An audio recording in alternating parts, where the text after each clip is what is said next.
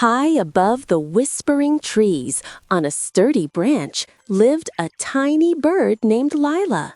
She had fluffy yellow feathers, bright, curious eyes, and a song that sounded like sunshine. One windy afternoon, a strong gust swept through the forest. It rustled leaves, shook branches, and before Lila knew it, whoosh! She tumbled right out of her nest. She fluttered her tiny wings as fast as she could, but she was still too small to fly far.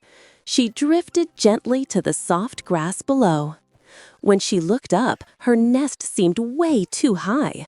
Her heart thumped. "I miss my nest. I want to go home," she chirped quietly. Lila took a deep breath and began her little adventure through the forest. First, she met Oliver the owl, who wore tiny round glasses.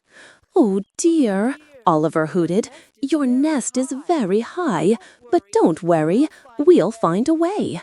He lifted Lila onto his back, but Oliver wasn't strong enough to fly all the way up with her. Next, they asked Hazel the squirrel, who zipped through branches like lightning. "I can climb," Hazel squeaked proudly. She tried, but the branch with Lila's nest was too thin for her tiny paws. Lila's wings drooped. "I really miss my nest. Will I ever get back?" Hazel patted her gently. "Don't give up yet." Just then, a warm breeze brushed past them, carrying soft humming sounds.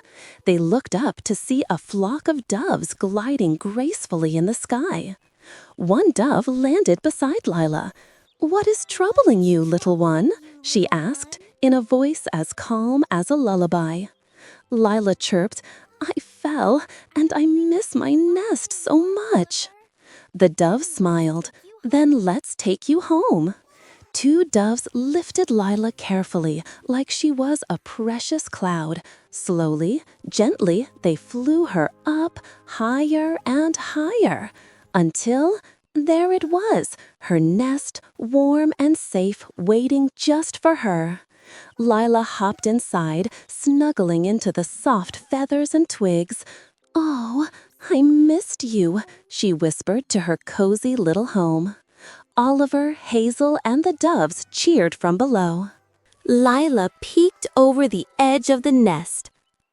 "Thank you," she chirped happily. Her heart felt warm, like she'd been wrapped in sunshine. She knew she wasn't alone.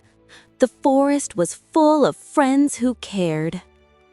That night, under the gentle glow of the moon, Lila curled up, safe at last, and sang the sweetest, sleepiest song the forest had ever heard.